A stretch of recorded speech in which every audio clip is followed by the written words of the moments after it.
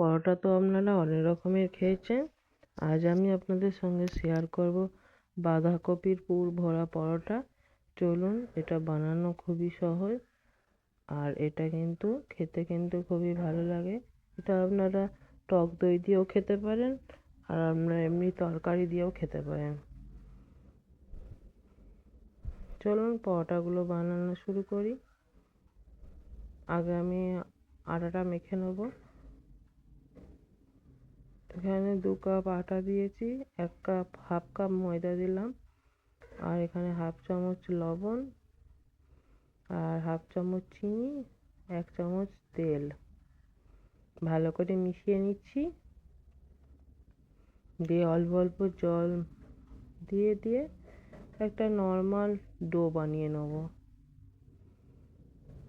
মানে খুব শক্তও নয় আর খুব নরমও নয়, যেমন নর্মাল ডো হয় রুটি পরোটা সেরকম ডোটা বানিয়ে নিচ্ছি।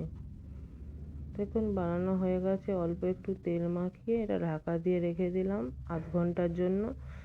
এরপরে পুরটা বানিয়ে নিই। দেখুন এখানে বাঁধাকপি আমি খুব মিহি করে কুচিয়ে নিয়েছি, তার সঙ্গে ধনেপাতা কুচিয়েছি আর গ্রেট করেছি আদা। এবারে কড়াইতে সর্ষের তেল দিলাম, 1 চামচ গোটা জিরে, এবার আদা কুচিটা দিয়ে দিলাম, মানে কুড়ে রেখেছি আর কি গ্রেট করা। তার সঙ্গে হলুদ দিলাম হাফ চামচ, দিয়ে এরপরে আমি বাঁধাকপিগুলো দিয়ে দেবো। গ্যাসের ফ্লেমটা কিন্তু বাড়িয়ে রাখবেন না, মিডিয়ামে রাখবেন। এরপরে বাঁধাকপিটা একটুখানি মেশানো হয়ে গেলে তারপরে গ্যাসের ফ্লেমটা আপনারা হাই করে দেবেন। এখানে হাফ চামচ দিলাম লঙ্কার গুঁড়ো, এখানে হাফ চামচ চিনি। এবারে গ্যাসের ফ্লেমটা আমি বাড়িয়ে নিয়েছি। দেখুন প্রায় হয়ে এসছে। এরপরে লবণটা দেবো, নাহলে তখন জল বেরিয়ে যেত লবণে। লবণটা যদি আগে দিতাম না বাঁধাকপিতে, তাহলে খুব জল বেরিয়ে যেত। এখানে 1 চামচের মতো আমি লবণ দিলাম। ভালো করে মিশিয়ে নিচ্ছি। এরপরে ধনেপাতা কুচিটা দিয়ে দিলাম।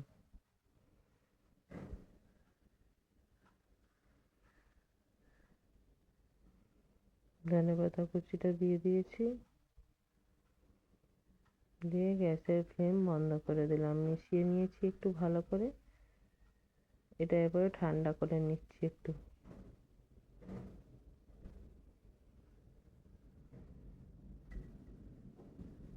বাঁধাকপিটা একটু হালকা ভাজা ভাজা করলাম আর কি। দেখুন তৈরি হয়ে গেছে পুর। এরপরে আধ ঘন্টা পরে আমি এটাকে ঢাকাটা খুলে নিলাম, আর একটু ভালো করে মেখে নিচ্ছি।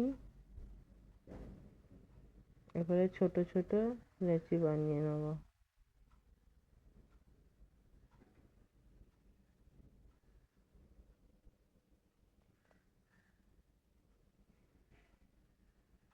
এরপরে ভেতরে ভালো করে পুরটা ঢোকাতে হবে।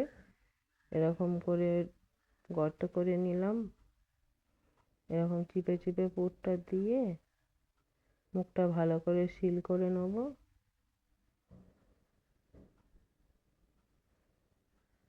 এরকম করে আরো দুটো বানিয়ে নিই। দেখুন কত সুন্দরভাবে সিল করে নিয়েছি।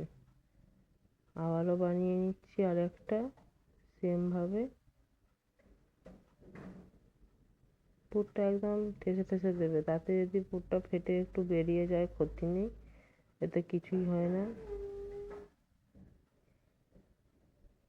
পরোটাতে একটুখানি কোটিংটা ঠিকঠাক করতে হবে।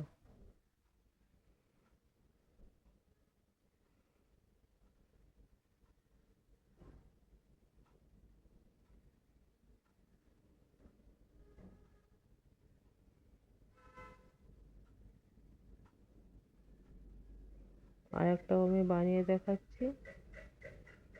দেখুন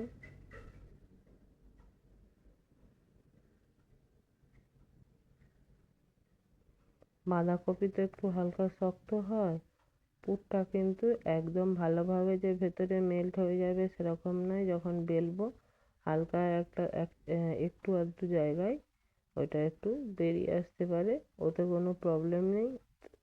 পরোটা কিন্তু যেরকম হবে মানে সেরকমই টেস্টি হবে। এখানে তাওয়া বসিয়ে নিয়েছি, একটা পরোটা আমি বেলে নিয়েছি, দেখুন এরকম ভাবে বেলেছি। একটু বলেইছিলাম যে হালকা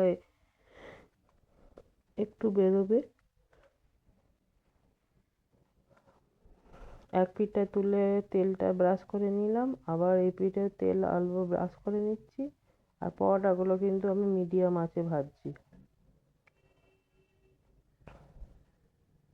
একটা পরোটা কমপ্লিট হয়ে গেল ভাজা, আবারও একটা ভেজে নিচ্ছি। এতেও সেম ভাবে তেল ব্রাশ করে নেব।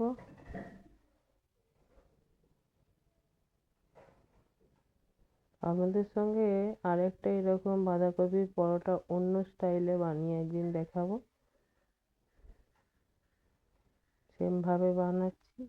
তেলটা ভালো করে ব্রাশ করে নিলাম।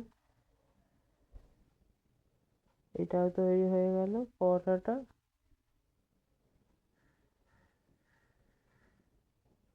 আবারও একটা বানিয়ে নিচ্ছি। দেখুন বলেছিলাম এক দু জায়গা হালকা একটুখানি পুরটা বেরিয়ে আসবে, কারণ ওটা বাঁধাকপি একটু হালকা শক্ত থাকে। ফুলকপি যেমন পুর দিয়ে করলে পুরো মেল্ট হয়ে যায় পরোটা বেলার সময়, এতে কিন্তু একটু একটু বেরাবে, কিছু এটা করার নেই। পরোটাগুলো খেতে কিন্তু খুবই সুন্দর হবে, এতে কোনো প্রবলেম হবে না। চলুন, ভাজা হয়ে গেল পরোটা। এবারে ওপর থেকে একটু বাটার দিয়ে দিয়েছি, দিয়ে আপনাদেরকে দেখাচ্ছি দেখুন কতটা সুন্দর হয়েছে। আপনারাও বাড়িতে বানিয়ে খান এরকম পরোটা। শীতে তো এখন বাঁধাকপি ফুলকপি খুবই খাওয়া হয়। চলুন রান্নাটা আজকে এখানেই শেষ করছি।